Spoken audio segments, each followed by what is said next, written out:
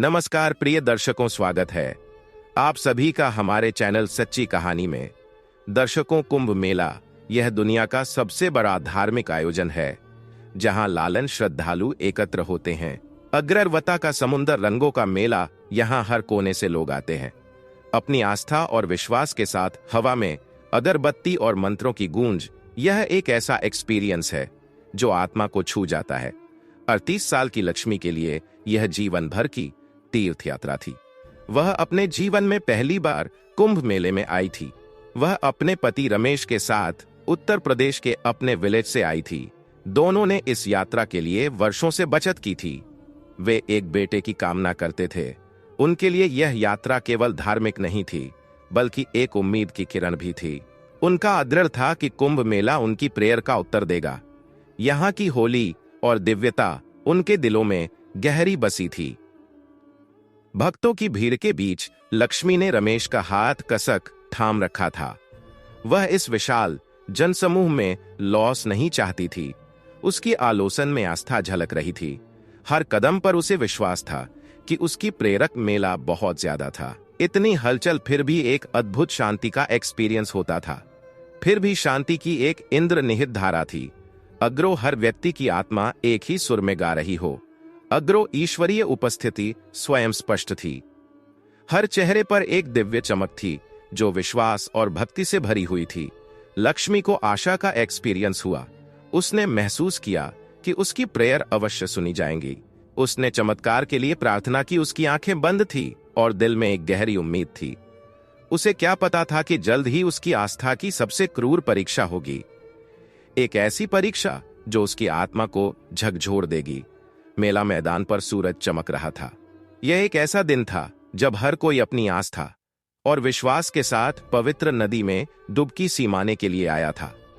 चारों ओर रंग बिरंगी छतरियां और दुकानों की कतारें थीं और हर कोई अपने अपने तरीके से इस धार्मिक मेले का आनंद ले रहा था। लक्ष्मी और रमेश ने पवित्र नदी में डुबकी सिमाने का फैसला किया। वे दोनों इस पल का बेसब्र से इंतजार कर रहे थे, क्योंकि यह उनके लिए एक महत्वपूर्ण धार्मिक अनुष्ठान था। वे अपने मन में शांति और आस्था की भावना के साथ नदी की ओर बढ़े। यह एक अराजक दृश्य था। हर कोई अपनी बारी के लिए धक्का मुक्की कर रहा था और भीड़ में एक दूसरे को आगे बढ़ाने की होड़ मची हुई थी। चारों ओर शोर शराबा और हलचल थी। हजारों लोग अपनी बारी के लिए धक्का मुक्की कर रहे थे। भीड़ इतनी घनी थी कि एक कदम भी आगे बढ़ाना मुश्किल हो रहा था। हर कोई अपने अपने तरीके से इस पवित्र अवसर का हिस्सा बनना चाहता था। इससे पहले कि लक्ष्मी को कुछ समझ पाती, वह रमेश से बिछड़ गई। भीड़ ने उन्हें अलग कर दिया और वह अचानक खुद को अकेला महसूस करने सीमी। उसकी आलोचना में चिंता और भय साफ झलक रहा था। उसके सीने में दहशत भर गई। उसने चारों ओर देखा, लेकिन रमेश कहीं नजर नहीं आ रहा था। उसकी धड़कनें तेज हो गई और उसे समझ नहीं आ रहा था कि क्या करें। उसने उसका नाम पुकारा। उसकी आवाज शोर शराबे में डूब गई। भीड़ के शोर में उसकी आवाज कहीं खो गई थी। उसने बार बार रमेश को पुकारा, लेकिन कोई जवाब नहीं मिला। घंटे एक कष्टदायी अनंत काल में बदल गए। हर मिनट उसके लिए एक युग जैसा लग रहा था। उसने अपनी घड़ी देखी और समय की गति को महसूस किया, लेकिन रमेश का कोई अता पता नहीं था। लक्ष्मी ने रमेश को लॉस जीने की बहुत कोशिश की। उसने हर जगह देखा, हर कोने में झांका, लेकिन रमेश का कोई सुराग नहीं मिला। उसकी चिंता बढ़ती जा रही थी। उसने साथ ही तीर्थयात्रियों से पूछा। उसकी आवाज चिंता से भरी हुई थी। हर किसी से उसने रमेश के बारे में पूछा, लेकिन किसी ने उसे नहीं देखा था। उसकी होपें धीरे धीरे टूटने सीमी। हर गुजरते पल के साथ उम्मीद कम होती गई। निराशा उसे घेरने सीमी।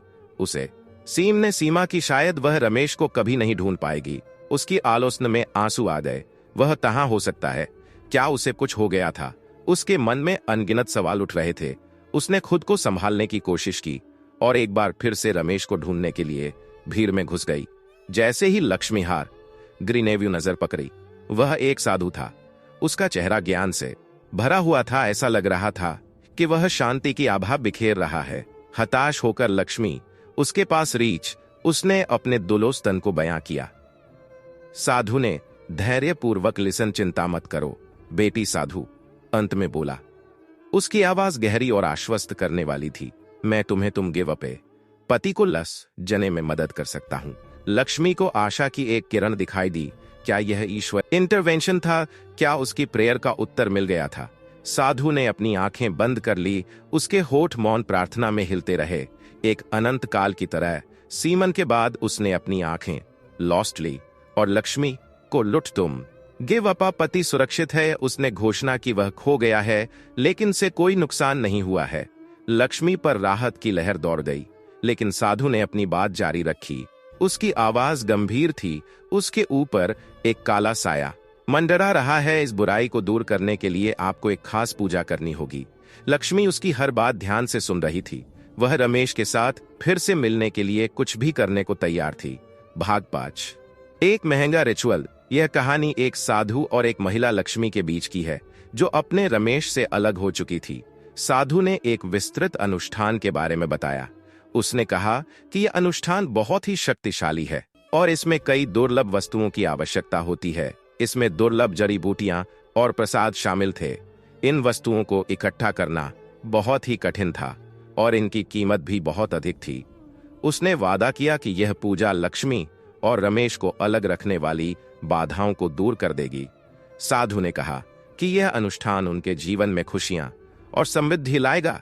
भरोसा करके लक्ष्मी मान गई। यह अनुष्ठान ही उसकी आखिरी उम्मीद है। साधु ने उसे अपना सारा सोना और पैसा लाने के लिए कहा।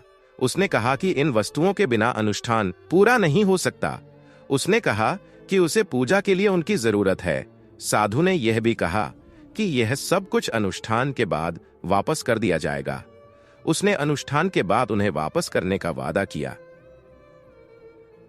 लक्ष्मी को साधु की बातों पर पूरा भरोसा था। अपनी लाचारी के कारण अंधी हो चुकी लक्ष्मी ने संकोच नहीं किया।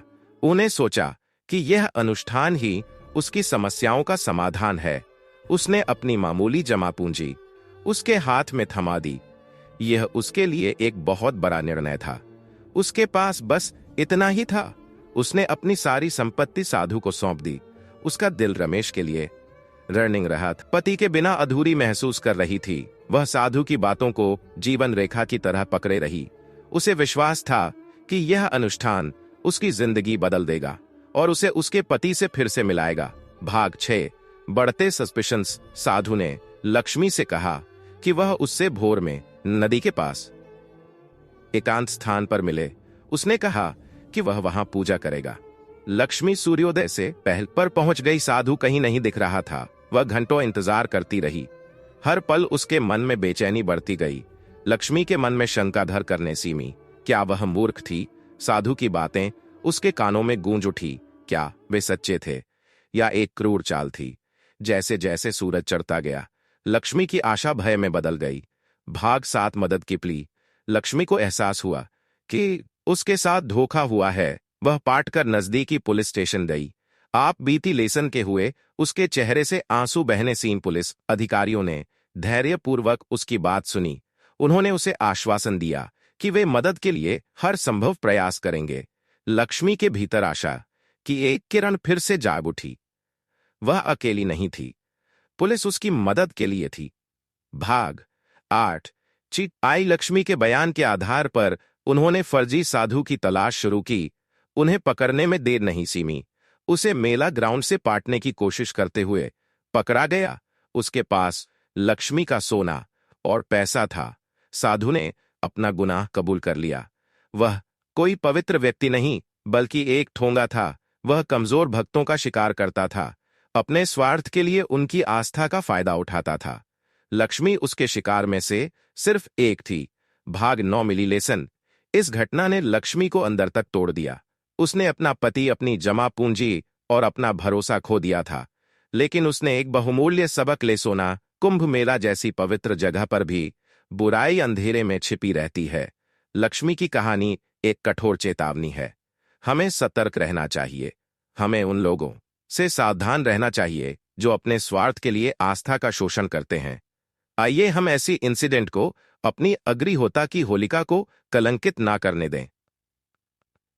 आइए हम खुद को और दूसरों को इस तरह के घोटालों का शिकार होने से बचाएं। दोस्तों, अगर वीडियो अच्छा लगा तो एक कमेंट जरूर करें और हमारे चैनल को सब्सक्राइब जरूर करें। मिलते हैं किसी और सच्ची घटना के साथ। तब तक के लिए आप सभी का तहे दिल से धन्यवाद।